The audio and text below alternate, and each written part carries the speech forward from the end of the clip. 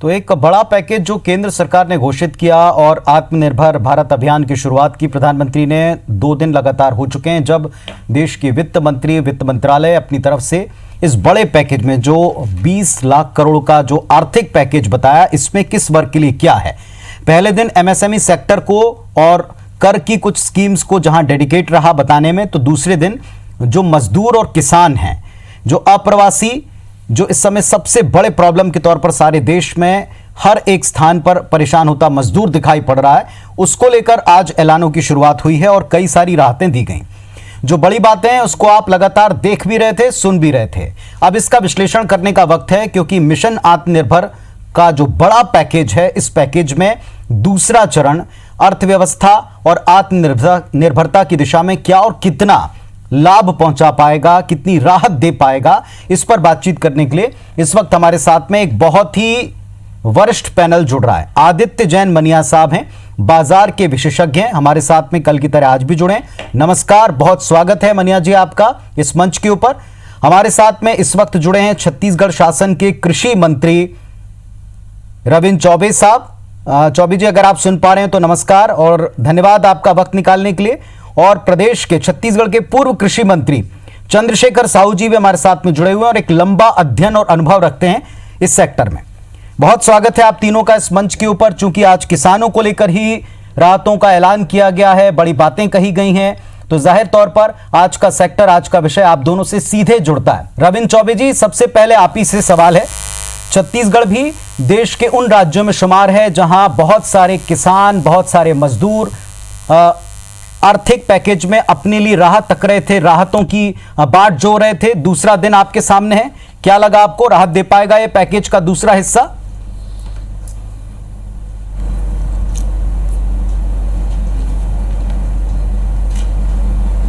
मुझे लगता है कि जितनी हमारी प्रतीक्षा थी, जिस तरीके से हम लोग हमारे आदरणीय देश के प्रधानमंत्री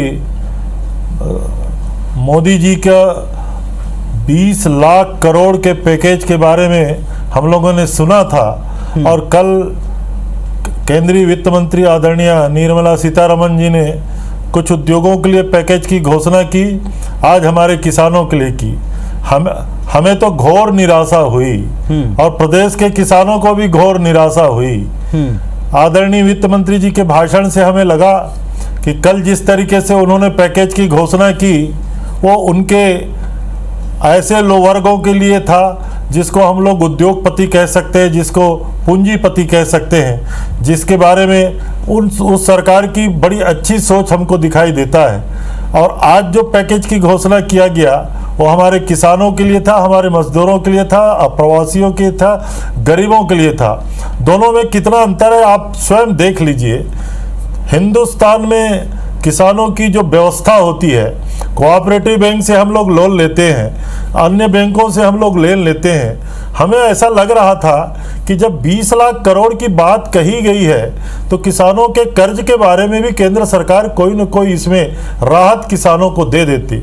लेकिन दुर्भाग्य है, पहले भी जितना लोन मिलता था सहकारी बैंकों से, लगभग 30,000 करोड़ का, देश में अभी भी वो टारगेट के आसपास है। उन्होंने कहा कि हम मई तक ब्याज में छूट देंगे।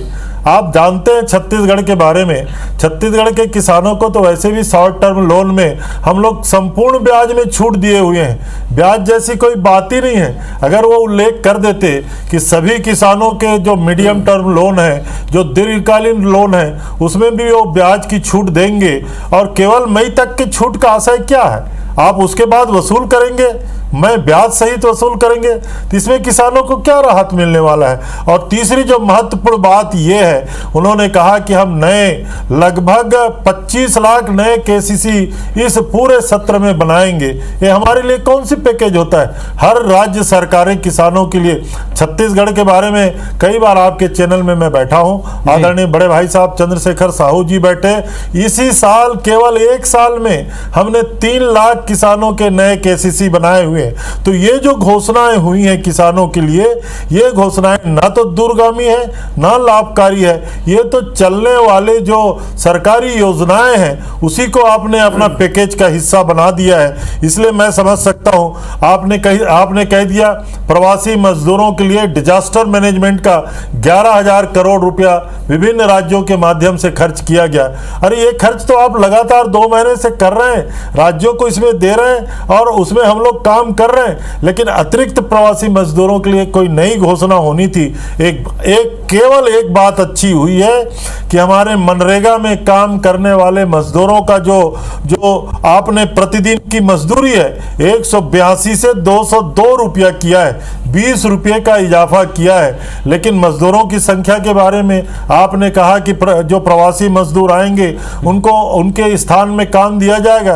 ये तो सभी राज्य सरकारें कर रही हैं। इसलिए मैं नहीं समझ पा रहा हूं किसानों के लिए कोई व्यापक घोषणा हुई है। 20 लाख करोड़ कहने में तो लगता है कि देश के आत्मनिर्भर हिंदुस्तान बनाने की दिशा में आप कोई बड़ी योजना देने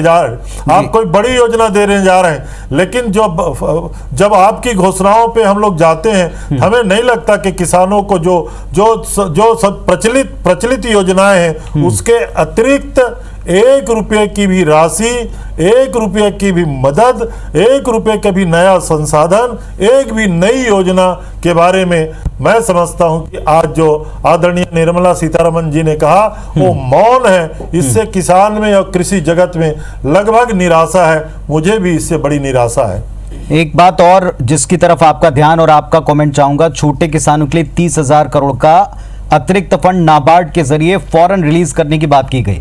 इस पर विश्वास है आपको? इससे मदद आप पाते हैं? इससे मदद मिल पाएगी किसानों को?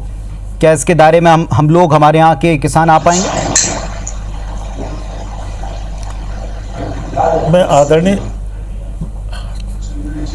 मैं आपसे आग्रह ही कर रहा हूं, नाबार्ड की ये सारी योजनाएं प्रचलित योजनाएं, मैंने कहा ना, जो योजनाएं केंद्र सरकार और राज्य सरकार की प्रचलित है, नाबार्ड के माध्यम से अपेक्स बैंक को, अपेक्स बैंक के माध्यम से कोऑपरेटिव बैंक को, कोऑपरेटिव बैंक के माध्यम से प्राइमरी सोसाइटी में, छत्तीसगढ़ में अकेले इस साल हमने 5,200 करोड़ के कर्ज का इन्हीं किसानों के लिए हम लोगों ने योजना बना के रखी हुई है।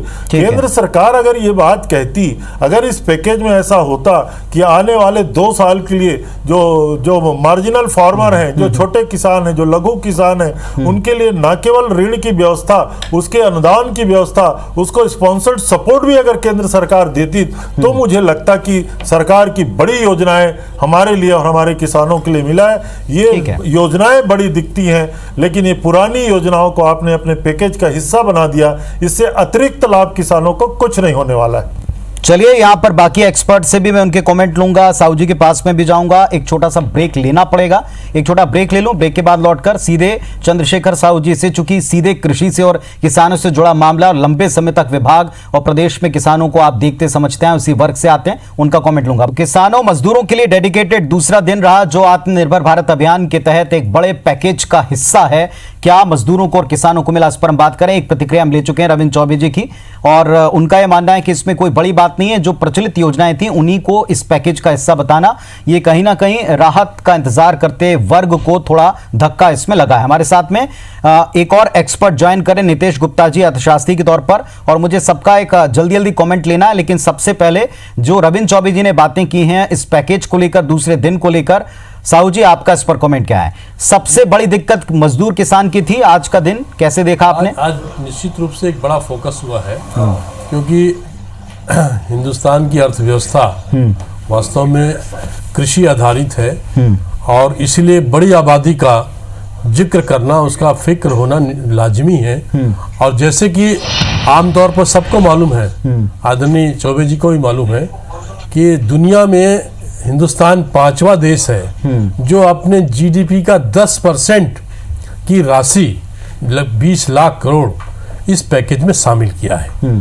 और कल जैसे आप ही ने कहा था, पुनीत जी का वर्ड मुझे याद है, कि इसको एफएम ने, फाइनेंस मिनिस्टर ने अब डिकोड करना चालू किया है। और आज भी देखिएगा, आज सभी वर्गों के लिए उन्होंने अपने वक्तव्य में जो डिकोड किया है कि हम दिहाड़ी मजदूर का भी चिंता कर रहे हैं, प्रवासी मजदूर का भी कर रहे हैं, जो उत्पादक किसान हैं उनकी भी चिंता कर रहे हैं, जो मजदूर हैं उनकी चिंता कर रहे हैं, खेतिहर मजदूर की चिंता कर रहे हैं, और जो भी अनऑर्गेनाइज सेक्टर के, असंगठित क्षेत्र के लोग हैं, उनकी भी हम चिंता कर रहे हैं। और इसीलिए 4,22,000 करोड़ का लोन इस बार 3 महीने के छूट के साथ लोगों को उपलब्ध कराया जा रहा है। मुझे लगता है पिछले बार के जो इतिहास है उसमें आप देख लीजिए एक सबसे बड़ा अमाउंट है। नहीं, लेकिन इस समय बाजार ध्वस्त है, खरीदने की व्यवस्था ध्वस्त है, आने वाली बोनी को लेकर किसान परेशान है। ये बात बिल्कुल ठीक है कि किसानों ने बम्पर पैदावार दी साहू जी, लेकिन उनकी बिक्री की व्यवस्था बहुत ध्वस्त है इस बार। सारी परेशानियों के बावजूद भी ये राहत जो दिया जा रहा है वो हिंदुस्तान के लोगों के लिए दिया जा रहा है, उनके द्वारा दिया जा रहा है। कोई हम इसका श्रेय ले रहा है ऐसा नहीं है, लेकिन चूंकि ये देश हिंदुस्तान आपके जरिए, किसानों के जरिए, मजदूरों के जरिए खड़ा होने वाला है, और इसीलिए उसमें आत्मविश्वास जागृत हो, उसकी एक्टिविटी बढ़े, इसलिए मैंने निवेदन किया कि जीडीपी के 10% राशि, और जैसे कहा गया था पूर्व में भी, लैंड, लेबर, लिक्विडिटी और लॉस, चाहे वो श्रम कानून को सुधार के दृष्टि से हो, चाहे श्रमिक लोगों के चिंता की बात हो, चाहे स्ट्रीट वेंडर की बात हो, ये निश्चित रूप से किसानों के लिए, मजदूरों के लिए और पूरे ग्रामीण आबादी के लिए नया फोकस करने वाला पैकेज है। और चौबे जी ने बहुत कैजुअल ढंग से बात कही। उन्होंने जैसे आमतौर पे बजट प्रतिक्रिया होती है और कोई विपक्ष का नेता बजट प्रतिक्रिया देता है, उसी तरीके से उनकी प्रतिक्रिया आई। मुझे बहुत निराशा हुई। मैं चौबे जी से अनुरोध करूंगा कि वो अपने पार्टी में उनकी वरिष्ठता खोने वाली नहीं है, लेकिन जो सही चीज है, और देखिए सारा इंप्लीमेंटेशन, पुनीत जी आप देख लीजिए पूरे भाषण को, ये इसका जो अधिकांश इम्प्लीमेंटेशन है, अधिकांश जो फंडिंग है, वो स्टेट गवर्नमेंट के जरिए होना है। बड़े पॉइंट्स क्या लगे आपको? देखिए प्रस्तावना बहुत अच्छी थी साहू जी, दोनों दिन आपको मानना पड़ेगा कि पैकेजिंग जब की जाती है, और डिकोडिंग का आपने अच्छा याद दिलाया।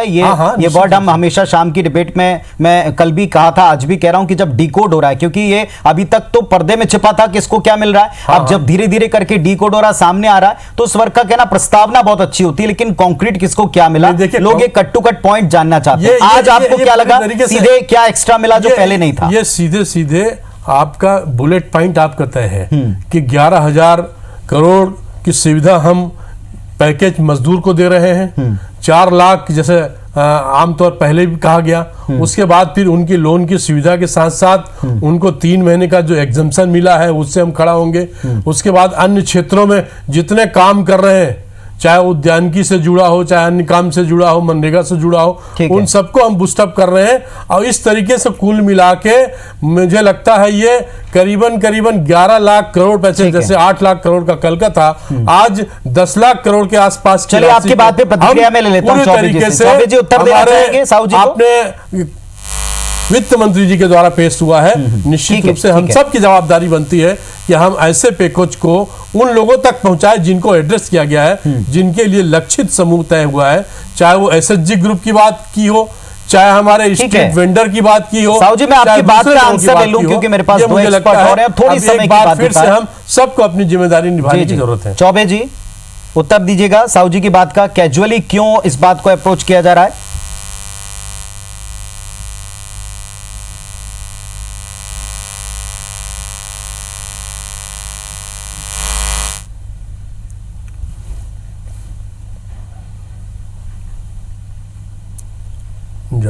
चौबे जी को हम सुन नहीं पा रहे हैं, उनकी आवाज हम तक, दर्शकों तक नहीं पहुंच पा रही है। चौबे जी मैं लौटता हूं आपके पास में 1 मिनट में, कोशिश करते हैं कि आपका ऑडियो ठीक हमारे पास में आ पाए। हमारे साथ 2 और एक्सपर्ट जुड़े हुए हैं और उनसे मैं मजदूरों के बारे में बात करूंगा।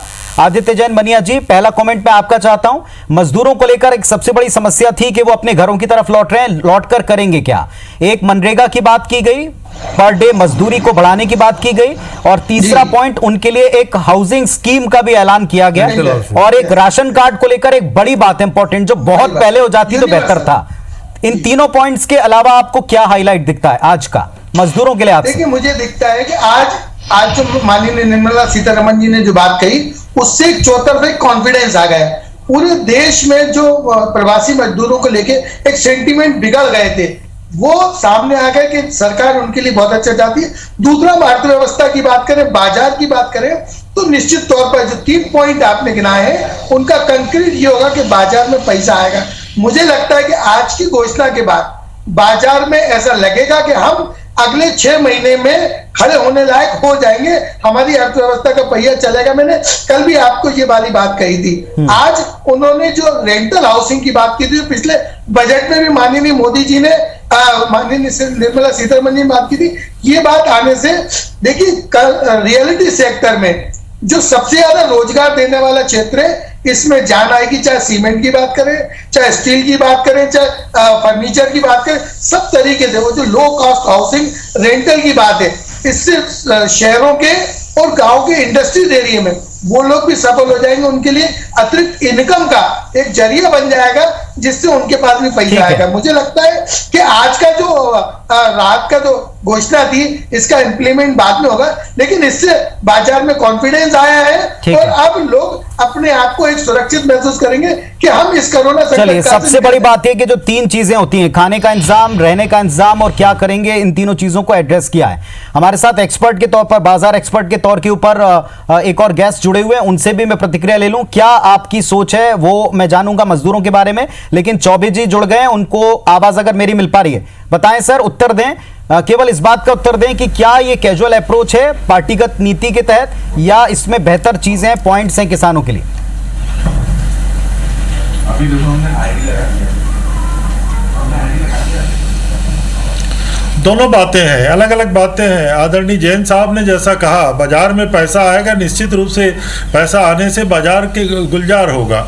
लेकिन आपका प्रश्न था कि किसानों के लिए क्या है, गरीबों के लिए क्या है, प्रवासियों के लिए क्या है, मजदूरों के लिए क्या है। प्रवासी मजदूरों के लिए 3 योजनाएं आपने दी है। पहला कि 2 महीने का फ्री राशन दिया जाएगा 5 किलो।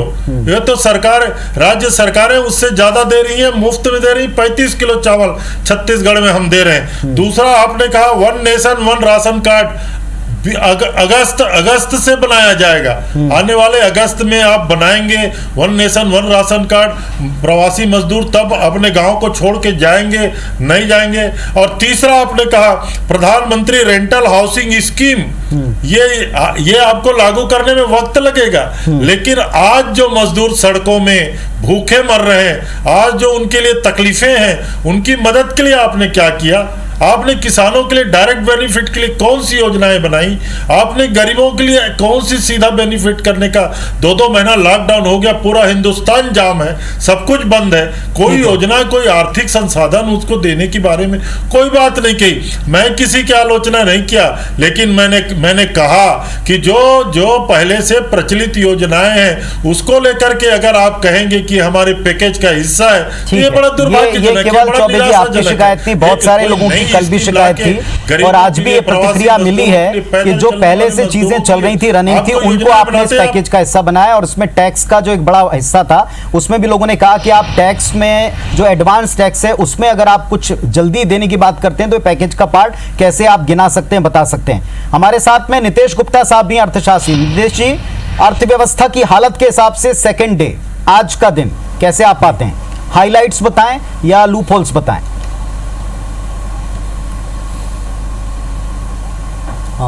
मैं अपने वक्तव्य को 2 पार्ट में डिवाइड करूंगा।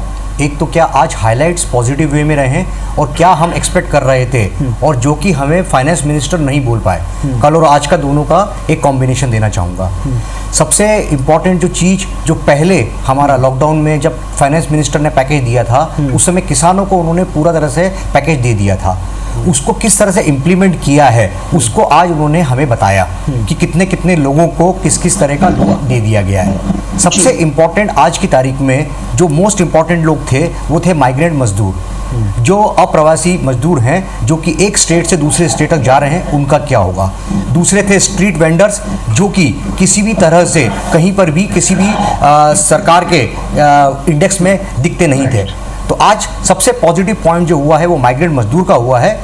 नो डाउट सरकार ने उनका खाना पीना, रोटी कपड़ा और मकान हमारी 3 सबसे इंपॉर्टेंट चीज़ें हैं, तो उन्होंने खाने को कर दिया है। आज लॉकडाउन कितना लंबा चलेगा ये आपको भी नहीं मालूम है, मुझे भी नहीं मालूम है, क्योंकि स्थिति और सुधरेगी कि और बिगड़ेगी या और स्थिति क्या होने वाली है। तो सरकार ने जो उन्हें 2 महीने का राशन देने की जो बात की है, उसको नो डाउट दूसरी स्टेट जो उनको सपोर्ट कर रही है उसके साथ में उन्हें खाना देना चाहिए। वो हो गया है। सेकेंडली, उन्होंने जो national portability of ration card की जो बात की है, तो उन्होंने ये कहा है कि अगस्त 2020 तक 67 करोड़ लोगों को उसमें जोड़ देंगे, मतलब 83% ऑफ पॉपुलेशन ऑफ पीडीएस उसमें जुड़ जाएगी। इसका ये मतलब नहीं कि 83% लोग अगस्त से उसका जो निराशा के पॉइंट्स हैं उस पर फायदा जैसे जैसे होगा आपने ध्यान दिया, वो थोड़ा सा बहुत शॉर्ट में आप बताएं जो छूट गया, बहुत शॉर्ट में। सर, निराशा का पॉइंट सबसे पहले कल भी हमने जो बात करी, एमएसएमई को आपने एक्स्ट्रा लोन दे दिया है, उनको आपने वर्किंग कैपिटल दे दी है, किंतु उनके फिक्स कॉस्ट जो आज की तारीख में है उसका क्या होगा। किसान को आपने लोन दे दिया है, किसान को लोन कभी ना कभी तो चुकाना पड़ेगा, किंतु आज वो जो 2 महीने से एक तरह से अटका हुआ पड़ा हुआ है, उसको आपने क्या किया है। टैक्स के बारे में आपने बोल दिया कि मैंने टीडीएस आपको 25% कम कर दिया है, किंतु जो टैक्स उसको भरना है उसका क्या होगा, वो तो पूरा ही भरना है। आपने जीएसटी की डेट्स, आपने इनकम टैक्स के रिटर्न्स की डेट्स को आगे बढ़ा दिया है, किंतु जो वो टैक्स उसको जो भरना था उस पे जो उसको 9% से 18% टैक्स लगना है, वो वैसा का वैसा ही है। सरकार ने उसके बारे में कोई रिलैक्सेशन चलिए, तो कह सकते हैं कि डेट को आपने आगे बढ़ाया, लेकिन आगे बढ़ाने के अलावा जो आज का सबसे बड़ा पॉइंट है, चुकाएगा कैसे और कितनी जल्दी ये रफ्तार पकड़ पाएगा, क्या इस बात की कोई श्योरिटी है उसके पास, तो फिलहाल नहीं दिखती लॉकडाउन की स्थितियों को लेकर।